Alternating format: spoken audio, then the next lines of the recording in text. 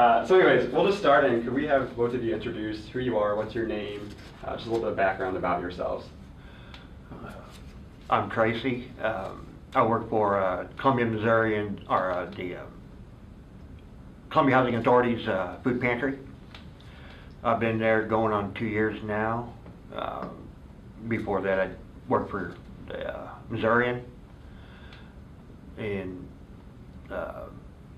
like we discussed, I'm a prior vet too, so you know, it's basically about all I got. You know.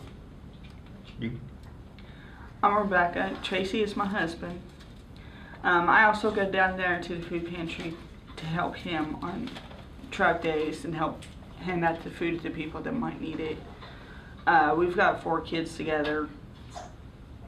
That's about all I got. Just to start on the topic of hunger, how would you define hunger? How would I define it? I would define hunger as really a low source of either an income base or not enough food to go around. It's a variety of a lot of things. I look at, you know, it's the size of the family, how much you're bringing in, how much you're, you know, supplying for the family on the table. You know, I've seen it quite a bit down at work. You know, I see it on the streets.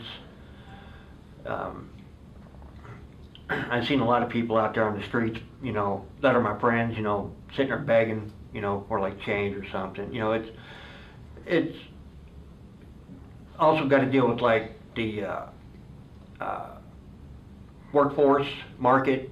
You know, work is scarce right now, so you got to really find something to do, and if you can't, then that's where the hunger comes into, I believe. But you know, to me, it's all kinds of different aspects that contribute to one thing. To me, that's technically the way I see it.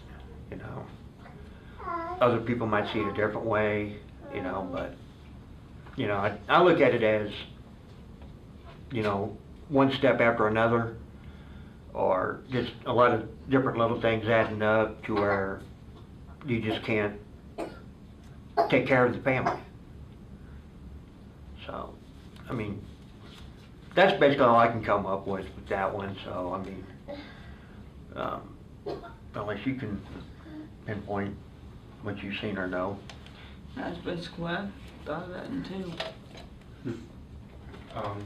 So on a day-to-day basis, how do you guys experience hunger, and where do you see it around the community? I usually see it when I'm out walking around, especially downtown here. A lot of people out there, you know, asking for, you know, money, something to eat, or they'll come down to work. Like last week I had a lady come in. She was just, what was it, Maine? Yeah. She came through from Maine. She just moved in down with her mom. Had like 2 or 3 kids with her and just starting over. And I just told her, I said, I can't, you know, really help you out much, but I'll give you what I can. And it just, you know, stuff like that, you know, just kind of nerve-wracking. And but on our part, you know, we don't really deal with it at our house because I budget with my paychecks and everything like that. So, you know, I make sure everything's taken care of first, and then, you know, what's left over is ours. But the food, the rent, everything, I got to take care of first. Those are my main priorities, like my little kids. So, I mean, but, you know, we don't experience it at our place, but a lot of people, your father-in-law, or your father and my father-in-law, they're, how do I want to say it? They like all the expensive stuff. So, and then when we try to give them pointers on going a little bit less or cheaper, you know, they don't want to abide or listen. They just want to get what they want, and no matter what the cost, and by the end of the month, they're already struggling. And it's like, I told you guys, you know, you got to do it a certain way, or it's just not going to work out. You know, if you want to defeat hunger, you got to know how to play the game. You know, you got to know how to shop. You got to know how to feed your family and stuff like that. I mean, it's just common sense to me. Do you have anything to add, Rebecca? No. You've said that for lots of people that face hunger, that's not really what they would say is the main problem in their life. Like there's a lot of things that come together and then there's hunger. Can you just explain what you mean by that? Okay, what I was trying to explain is hunger deals with money and it deals with food, basically, correct? So let's say you got a family of 10, okay? 8 kids and 2 adults, okay? And the man is the only one working, and he's got to pay the rent, he's got to pay the utilities, he's got to pay, you know, water, then he's got to come out and buy food for his family. And if he's only working a part-time job, how's he going to do all that? That's where the hunger, to me, is coming in, which I see a lot.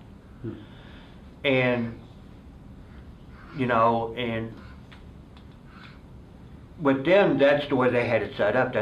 She was going to be the homemaker, you know, take care of the house and the kids, and he was going to be the one working. But then they're struggling because they got so many kids that they can't support, you know, to feed them. And then they got to come and see me at work. And then they try to wipe me out so they can feed their kids. And I'm like, you know, I got other families I got to feed too, not just yours. You know, I can give you what I can, but I'm not going to give you all you want. You're going to have to make what I give you last you.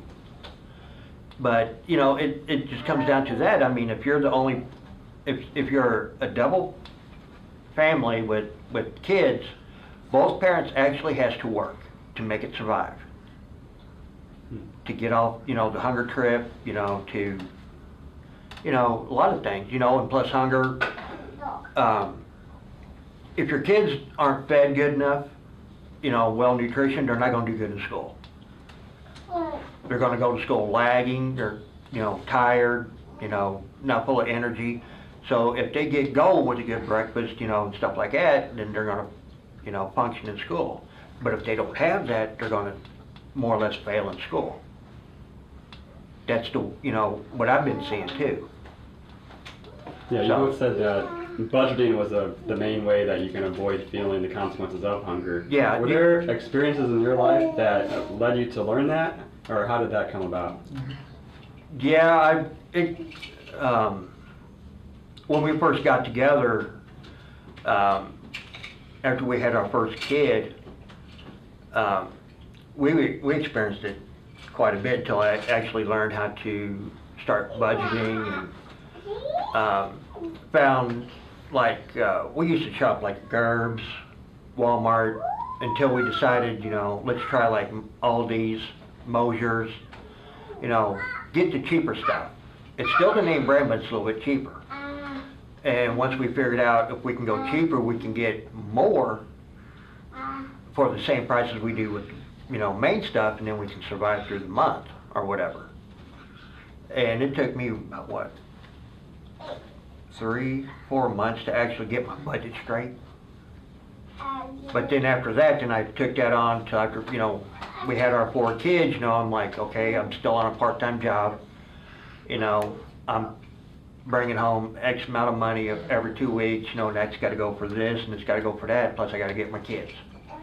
So with my budgeting that I learned earlier in my life, it helped me out now with what I have now. And that's why I tried to spread it out, saying, hey, you got to learn from your mistakes. You got to learn how to really dig down and budget.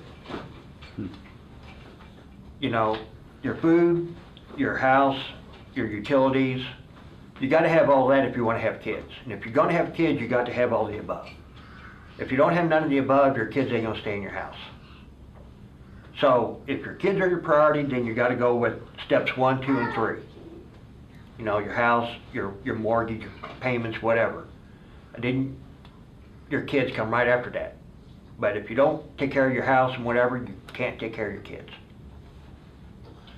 So for both of you, what was that transition like from learning those first steps and then being to where you are now? How has that changed over time, do you think?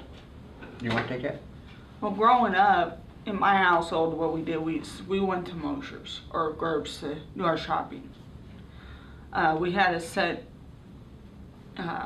grocery list every month that we would go and pick up. Unless there was like a holiday like Christmas or Thanksgiving, then we'd have a few extras. And my parents had taught me when I became a teen, if you start budgeting, beginning of the month, or figure out what you do need, and leave out the expensive stuff, leave out what you don't need right off, and you could be able to last throughout the rest of the month. You know, my family, you know, we was pretty well set up anyways, but we always did our shopping at Aldi's. That's where we always mainly did our shopping at. Even when I was a little kid, I remember going to Aldi's and shopping, so. You know, I got tired of it. When I started getting older, I started going like Gerb's and stuff like that just for my own stuff, but, you know, it taught me that, you know, the reason they was doing it, you know, we had a family of 6 also, so, you know, we had to survive, you know, provide for all of us, you know, with, you know, throughout the whole month. So, you know, Aldi's was a better deal, so I started picking back up that routine, and I found out, you know, even in my teens and early 20s that, you know, that was a good deal, you know, that they taught me. But then, you know, I started slacking off, going back to the other stores and blowing more, and then I'm like, the change ain't worth it, you know. You get the same quality, you get more if you pay less. So what, you know? You know, you might look like, you know, a bum or a hoodlum going into a cheaper store, you know, or whatever, but you know what? You're still getting fed, you know. And I kind of brought that up, you know, to a lot of people, and then, like I said, when we hooked up, you know, we had different tastes. She liked steaks, and I'm like, no, I don't do steaks, and I like burgers, so we're like, okay, let's figure out something different. So every other month I would give her steak, and then I would go without. And then, you know, then after, you know, we got married and stuff like that, then we just compromised, you know, you get what you want one month and we'll go back with the other, and then, you know, but we'll still budget in and leave out a lot of the extras that we used to get to compromise for what we did get. And we still use that to today after almost 12 years. So, I mean, there was a few times that we barely hung on during the month, but that was like holidays and stuff like that, you know, where I make big meals. She does the normal cooking, but when it comes to the holidays, I do that. That's my forte. So I just, you know, kind of, how can I say it, try to give wisdom to other families to kind of stretch out the budget by going to, you know, the less expensive stores. But, you know, whether they listen or not, that's on them, but I try to help them out the best I can, even though I'm working at a food bank. So it just, and like you said, you know, we're, you know, growing up and stuff, it, you know, it helped me out, so that's why I'm trying to spread everything out to everybody else, you know, so we can kind of, you know, not really kill the project, but, you know, put a foot down on the hunger. I mean, I'm like you guys, I want to stop it. You know, I want to try to get to the bottom of it, but it takes more than us. You know, it takes word of mouth, it takes them to start in, and then after they start, then they can spread the word, you know, after they get on their feet. But, you know, it's typically, you know, pretty well the way it was and how it is now. we've been talking about just how you've been able to overcome the problem of hunger in your own lives, Mhm. but before you had figured that out, and maybe even other people that you know, how does it feel, how did you feel when you were seemingly stuck in hunger and you had no way to get out? To me, I felt like a lowlife, begging for food, going to like Salvation Army for lunches, or the fish and loaves, for, like a little dinner or whatever, just somewhere to grab something to eat. I felt low, I rejected, that I didn't belong or I didn't fit. And to me, I took it to heart. I mean, it really hurt.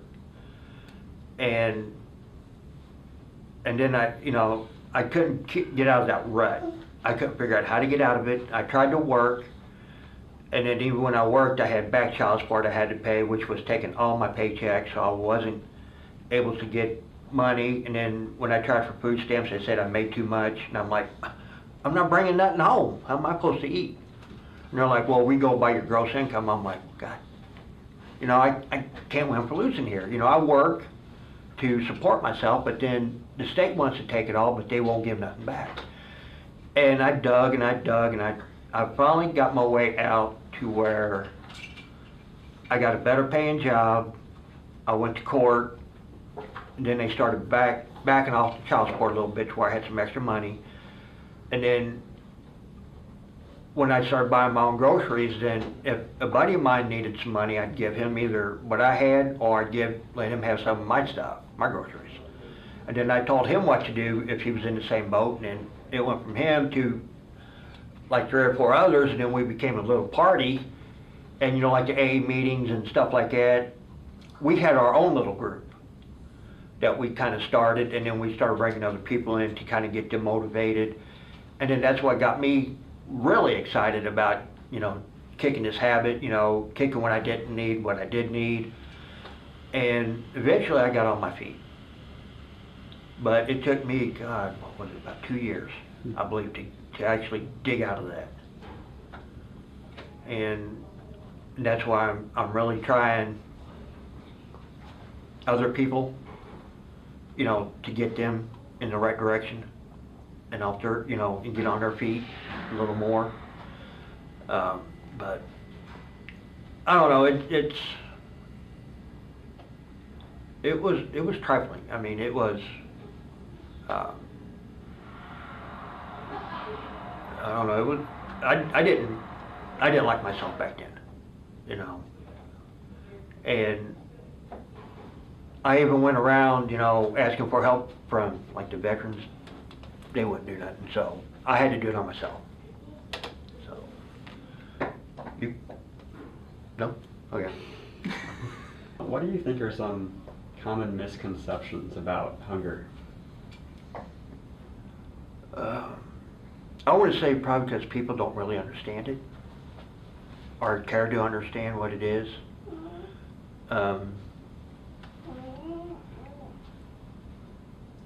In my point, I see a lot of people, not just starting out, but got like young kids and stuff like that, and they're driving around in all these brand new cars with the stereo in them and the wheels on them and stuff like that, and then they're wanting food because they don't have the money to support them.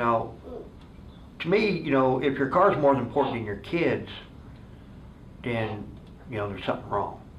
They don't understand, the money they put in that car could go to their kids, but they don't want to understand that. They want to ride. That's what it is.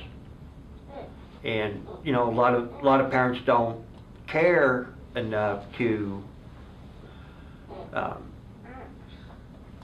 don't know, support the kids, I guess, in a way. They just want the kids, is the way they look at it.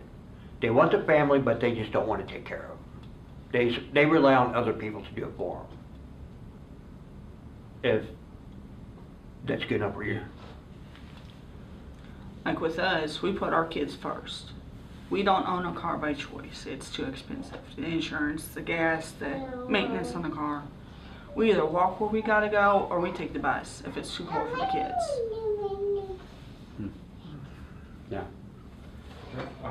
So, I mean, over our conversations that we've had, one of the things you've told us is you've actually had previous experiences with the media. Could you kind of tell us a little bit about that? Oh, yeah. I've had quite a few people stop me down here on what was it, Broadway, and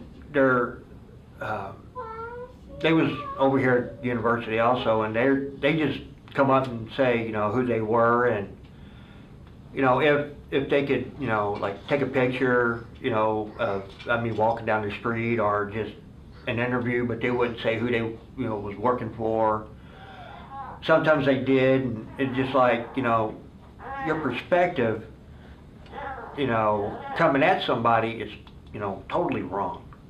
I said, if you want to grab somebody's attention, don't just sit there and just jump out in front of them and say, hey, can you do this for me? Say, hey, I am so-and-so from such and such, and we're doing a story, or I'm doing a project. Would you care to jump, you know, help me out? If you would come out in a form like that, you know, instead of just jumping out in front of somebody and saying, hey, I'm doing this, would you be glad? No, nobody's gonna do that, but if you're upfront with them and nice and easy with them, most times they will help you out. But to me, I've had people just come right out at me and with stupid stuff, not even saying who they was or who they was working for, just something stupid. And it's just like, come on, dude, I ain't got time for this. I said, what are you for? Who are you with? And what is, you know, what's going on? And they sit there and just ramble. And it's like, if you're in school and you're trying to do something, find you a better pitch. This one's not working. And you know, and sometimes it works, sometimes it don't. I mean, sometimes they take it to heart, and you'll find them later on sit down, writing down what they need and what they did wrong, and try to figure out a new speech. But you know, it's just perspective on how a person acts. Like when you two gentlemen came down to my work, for some reason when you walked in, I just felt easy with y'all. You know, y'all told me who you was, where you was from, what you was doing. And it was just an atmosphere that was easy to set in. I didn't have no problems with you all. And it was just a comfortable atmosphere. You know, that's what I look for. If I don't get it, I'm gonna tell you no. You know, that is the way I look at things. I agree with you there, dear. So, I mean, other than us down at the food pantry, have you had any other experiences with maybe other media or students coming in there? No other media coming down besides you guys. I forgot. I don't recollect anybody else coming in and doing interviews like that. Could you share a specific story of when a reporter came up to you and everything went wrong? One that you can Okay. I'm not going to give the name, but he was at MU. And he was doing some kind of photography class. And he was up there by US Bank up there on Broadway, just sitting on that little ledge there. And I was walking down east on Broadway, and he seen me walking there, just minding my own business, and he jumped up and just got right in my face and said, hey, I'm so-and-so, and I'm doing pictures, and would you mind if I take one? I'm like, say, what? Why would you want a picture of me for, dude? And he's like, well, I just need one. I'm like, no, not unless you tell me why. He goes, well, that's confidential. And I'm like, well, then you can forget it. And so later on, I caught back up with him, and he had somebody else with him. I'm like, what's going on? I said, you stopped me for a picture. Why? And he's like, well, I don't need to tell you. I said, yeah, you do. You need to tell me what you're doing, or I'm going to report you. One of the two. And he's like, well, I'm with photography at the MU. and we're doing like pictures for some kind of film we're doing or whatever, just photography class. And I was just wanting to try to get a picture of you walking as, you know, to get a moving picture. And I'm like, well, if you would have came out with that in the first place, I might have let you do it. But when you came at me strong and hard, no. I said, you're going to have to learn the hard way. If you're going to come at somebody, you're going to have to come at them with respect. I said, I'm a U.S. vet. I expect respect out of people. I give it back, or I will give it, and I expect it in return. And he's like, well, I'm sorry. And I'm like, well, I am too. Hopefully you have a better day. And I let him at that, and then for some reason I just wanted to keep an eye on him, you know, just see how he was doing. He was having the day of his life over there. He brought it to a different perspective. He was taking pictures, and I walked up to him later on that afternoon and I asked him, I said, did the little speech help you? He goes, yeah, thank you. I said, you're welcome. And he goes, well, I wouldn't have came at it in a different way if it wouldn't have been for you. I'm like, it don't take common sense to approach a person. I mean, they teach you that in journalism, they teach you that in any type of school, you know, photography, you know, anything. If you want to meet people, you got to earn how to respect that person, not just run up on them. And, you know, he said he had a good day after I had to talk with him, so, you know, to me, you know, that's what helps. I mean, if you can give out advice and it helps out a person like that, then, you know, it's just up to them to take it to heart, you know. But, yeah, I've had numerous people besides him do that. And, who was that? We had one we met up with that had a movie camera and was taking videos of downtown and caught us in it. And I walked up to them and asked them what they was doing, and they said they was doing some kind of video. And I asked them, I said, if this is on television, I do not want my kids involved. I said, if I see my kids on here after I ask you to take them off, I am going to report it. And they're like, okay, we will take that off. I said, I don't care if you get me and the wife in there, but the kids do not go on any pictures.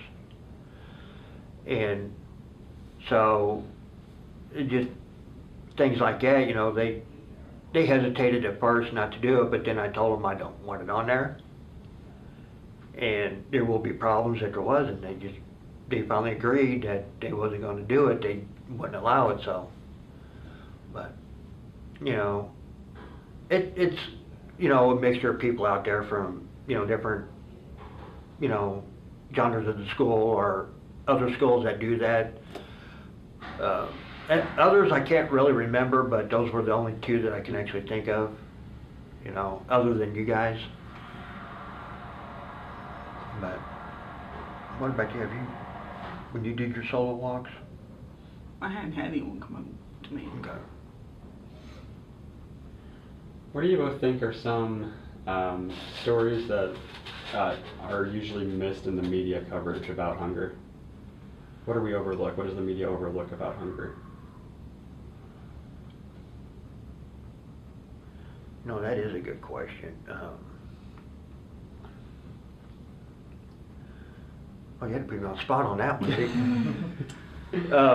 Take your time. Honestly, on that one, I think they're doing a pretty good job on it myself, because they always participate with like Channel 8 and all them. They participate with the food hunger drives. They get it out on the news media. I mean, they do a good job on that.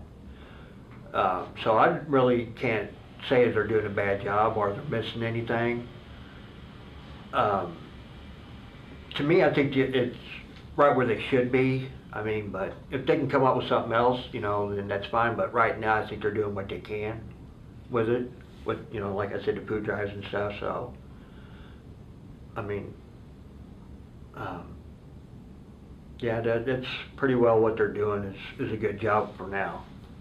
We were talking before about how it's really hard to get deep into hunger, whether it be just because sources aren't willing to open up, or as journalists, lots of times the reporters don't exactly have the access to the areas where they would find their subjects. You're talking about that day I told you people are like onions, Sure. right? Yes. Like on Shrek, Shrek says onions got that core. Same way with human beings, okay? We got that onion core. You start peeling the layers, you get down into the inside of that human being, right? That all comes down to being you, okay? If you want to, talk to somebody, get them to open up about their life and their hunger, you got to start with that first layer. You got to be easy with them, you got to be gentle, you got to hold them like a baby, basically, treat them like a little baby. You got to, get into, I guess, their frame of mind, get to know them, and then go from there, ask them questions, like you all did with me, about, hunger, what do we think about it, stuff like that. And if they don't want to open up, then there's something wrong, don't push the issue. But if they're like, yeah, okay, we'll talk, and if they want to sit there and just keep talking and talking, the more you get them to open up about it, the more that onion's going to peel, and you're going to get down into the center of why they might be having hunger problems. They might, in the center of it, they just might not want to reveal any more than just the top few layers of, maybe it's a job issue, or the rent went up or something like that, but maybe that's as far as they want to go, is like the first 3 layers. And then they don't want to go no farther because it's too personal. There are people out there that will open up all the way. I've dealt with that, and I've made a few friends like that.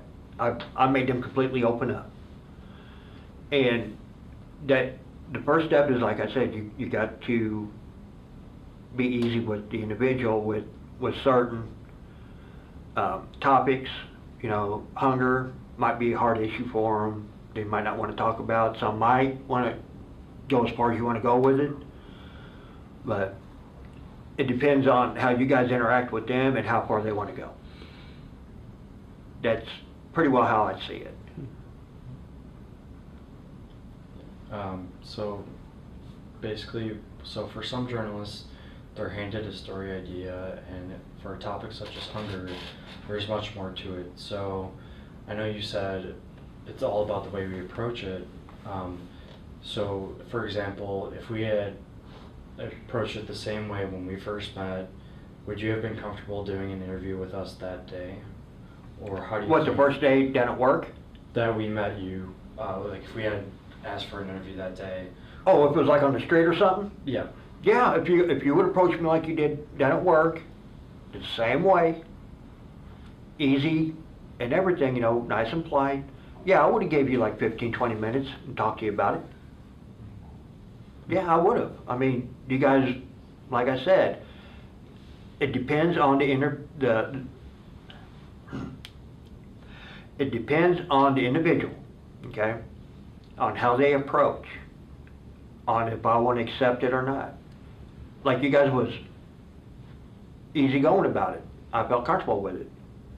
But if you guys would have came in for, say, and said, hey, we're doing a story on this and that, not even give me your names or where you worked at, just said, hey, we're doing a story on hunger, would you participate?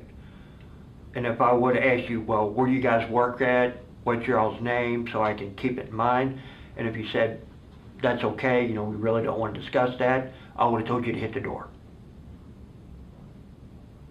Because if you don't want to give a name and where you're working at, to give me a little bit more of a background on you all, I'm not going to give you no time. If that kind of helps you out. Definitely. Yeah. But yeah, I mean, it all depends on the individuals. Like if I approached you about something, I'm going to be as easy as I can. I'm going to be as nice as I can. And if you guys don't have the time, then y'all don't have time. Something that we've noticed is that lots of journalism stories about hunger are based on institutions maybe it's the food pantries that are in town, or like this or that, people volunteering there, and lots of times it misses the point. And I was just curious, do you think that is what happens oftentimes, and how would we, more than just, it's getting to the root of the people and not the institution, and how do you think we go about doing that? Okay, so basically you're wanting to know how to get into a person without having to go to like a food bank, right? Do you think that's a problem, that too many stories, too oftentimes the media coverage goes through the institution and not just straight to the people that are impacted? I'd say that's a 50-50. Because you might have some businesses that don't want to talk about it, and then you got some that do, and it's the same way with people. You got some people that will talk and some that won't. But trying to get into a person, like I said earlier, is hard. I mean, you're going to have them willingly open up about the hunger. It doesn't matter if you're, about the institutions where the hunger is, or if it's on the street. It doesn't matter. You can even go down to my work, and if you ask somebody down at my work about hunger, most of the time they're not really going to talk to you or anything. But, I made a lot of friends down there, and they've opened up to me, so it depends on who you are. Like you guys are in journalism, they might be scared to talk to you. That might be the main thing right there. They might be scared to talk to journalism people because of personal issues. Because nothing out of the way or in the wrong way, but the way they'll look at it is journalism doesn't understand what they're going through with the hunger. You guys get the textbooks, you get the notes, you guys play the field, but y'all don't live it, is the way they're going to look at it. That's probably going to be one of your hardest things to do, if you see what I'm saying. With me, since I work at a food bank, it's easier for me to get people to talk about it. But it all comes down to that individual.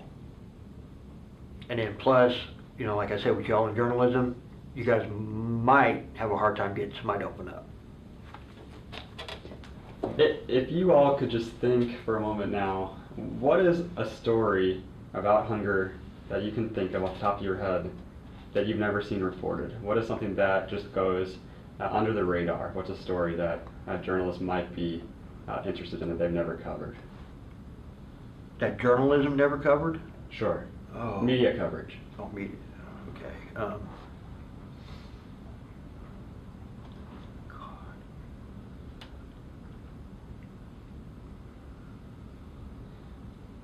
That's a tricky question. Yeah, or even if you can think of like a subject, like a part of hunger that is just never really brought up in media coverage.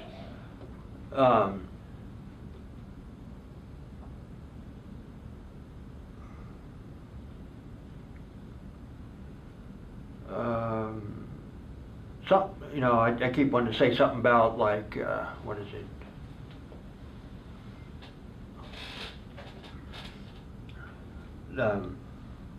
The thing they have over at Gerbs, the produce thing over there. A lot of people don't really go to that. They either don't have a way over there for the produce over there, or really don't have, the funds for it. And I think that's another reason there's, the hunger thing is because they're way west of town, and a lot of people can't get out there. They need something closer, like they did when they was over here at over here in Worley by the health department. To me, I heard a lot of places saying that was close to them, especially the ones in housing. But out at Gerbs, they don't have the way out there. It's way too far to go. I think that's another issue. They need to bring it back east a little bit, in my perspective. That way, it would help out a little bit more. Or better yet, if they could bring it out here to where like Lucky's is, up here in Providence, if they can ask them to do like a small one out there in our parking lot, I think that would help.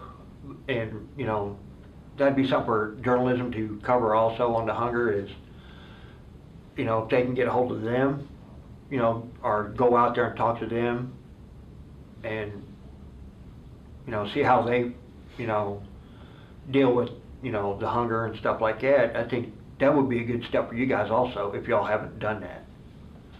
And I think they're only doing it, what, Saturdays? Yeah, I think it's Saturday mornings. 9 to noon or something like Yeah, that? 9 to noon. Now, from what I've heard is they do accept the stamps, cards, or you can pay cash. Like you can pay $5 and they'll double you at $10 worth of produce at the farmers markets. Yeah, that's what I was talking about.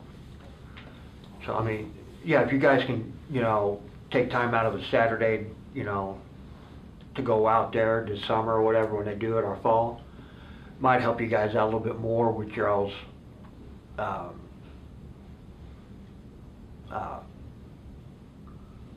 schooling here, you know, or, you know, your learning process, whatever you want to call it. But, I think the farmers markets has already started back over there by Gerbs. has it? Okay. I think so.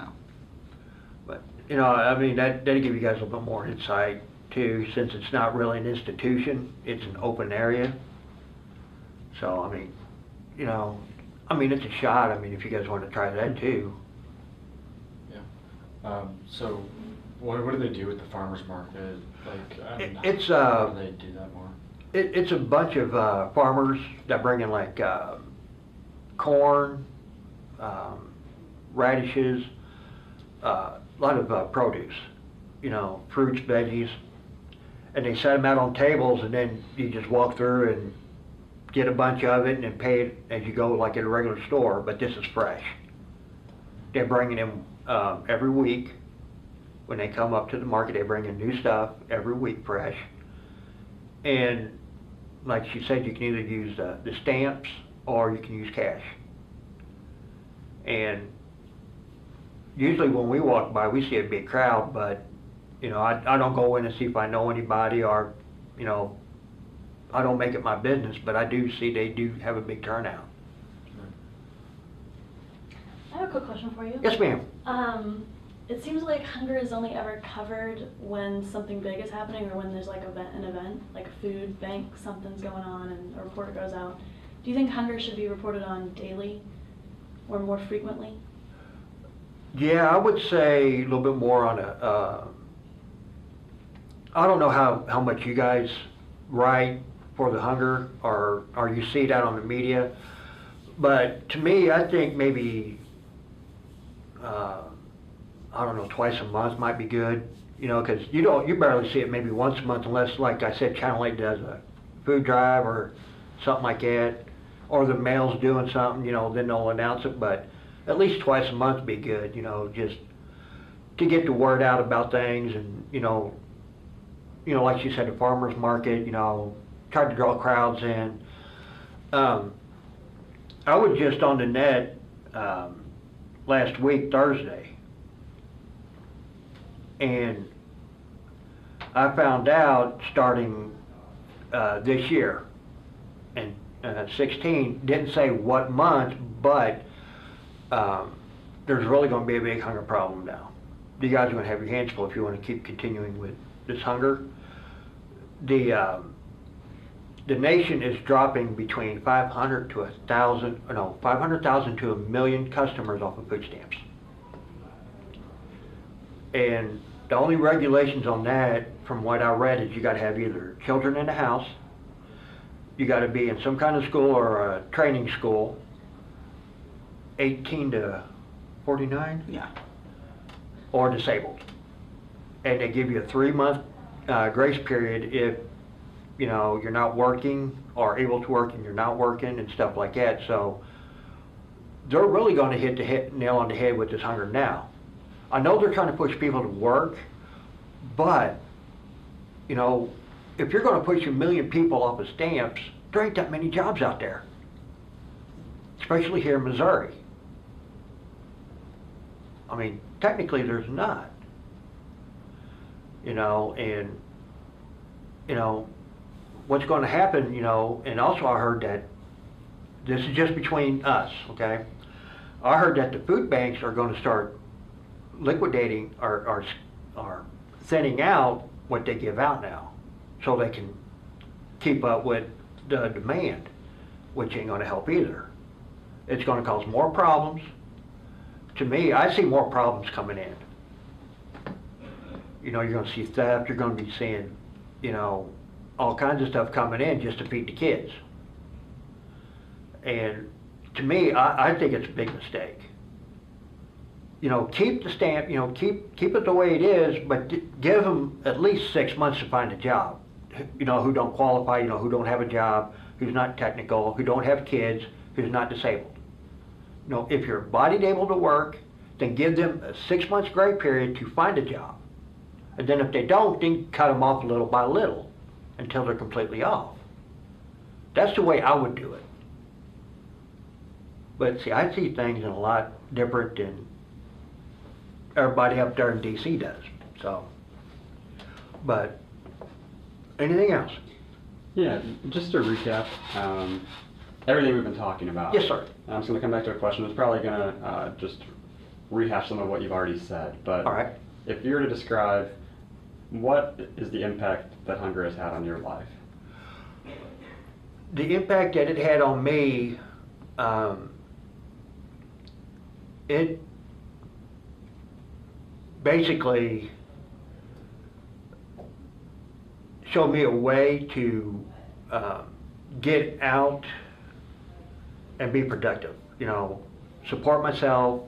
If I wanted a family, you know, work towards that group. You know, get out of you know the hunger. You know, quit begging and start growing up. You know, you can't get nowhere if you're going to sit and beg. You ain't going to get nowhere if you ain't going to work. You know, life is too short. You know, you got to do something to get out of hunger. To me, when I was in my lowest part, getting myself on my feet, getting a job, getting my own place, and seeing things develop the way I wanted to, you know, and then I can start, you know, getting out of that hunger. And then once I was out of the hunger situation, I could pull my buddies in or people I didn't know and talk to them, get to know them and help them out and straighten them out a little bit, saying, hey, you don't need all that damn soda, okay? You need more of the other stuff that you know, like your meats and stuff like that. Soda is optional. You don't really need that unless you just want one, like on a hot day or something. But other than that, you need regular food. You know, cut the bad stuff, the candy, the sweets, and all that. And I said, try that for a month and come back and talk to me and see what we can do. And he came back and I think he was getting like 30, 35 a month. And he came back and he you know, this is when we had when they had the paper money. He threw a 20 in my hand and said, here. I'm like, what's this? Where? He goes, for helping me out. I said, how much do you get? And he told me, and I said, you got this left, and this is like towards the end of the month. I said, what have you been doing? He goes, I've been just going, like you said, to Aldi's, getting the cheaper stuff, you know, that will tie me over and quit buying the expensive stuff. I said, here, hold on to this. Just in case you want to splurge next month, you'll have a little extra to get you a couple of sodas. I said, I'm not going to take it. This is yours. I said, I'm just here for advice. And needless to say, he came back to me about 3 months later and said, my technique with him worked, and he was trying to help other people out. So me and him talked, and we got a little group going, and pretty soon we had like, what, 15, 20 people in a little group trying to help each other out, you know, with the do's and don'ts. And yeah, it was fun. I mean, I wish I could have kept it going, but, you know, I had to move on. You know, I just, you know, stuff I had to do. But once you hit that low, it's hard to get out, because it drains you. It just, I don't know, it makes you feel shallow. I felt disgraced. I'm like, you know, it didn't feel right, you know.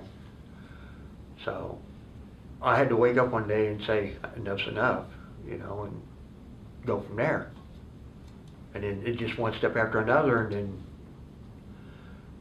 you know, after we got married, you know, just a lot more easier to manage, and, you know, we sit there and we talk about what we need and we, you know, what we want. We write a list of what we need, and then we write a list of what we want.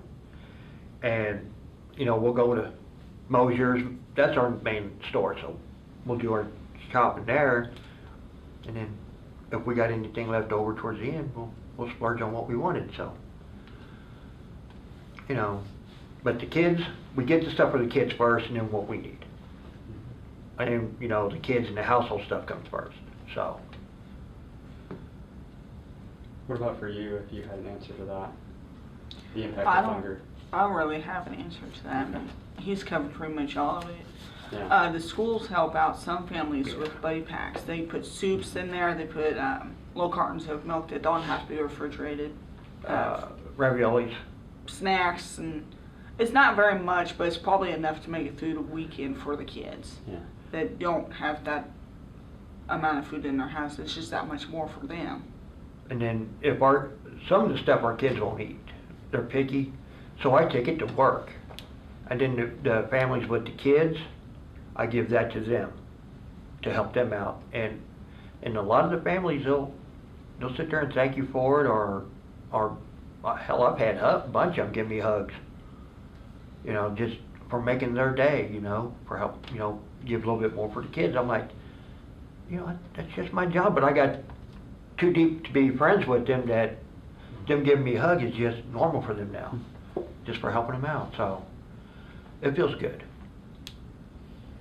Is there anything else about hunger that we haven't brought up today that you would want to say? I can't. To my knowledge, I can't. Well, I think on media they need to cover more on buddy packs. They need to say what they put in the buddy packs to be able to help the families say what it's for. They said do this for the school, for the kids, but they never say what it's for. So I think they should tell a little bit more, like this is help a kid through the weekend. When they don't have much, just to help out just that much more for their family. For sure. I agree. Any other questions in here? Thank you. Wow, thank you all so Yeah. much. That's great. Thank you.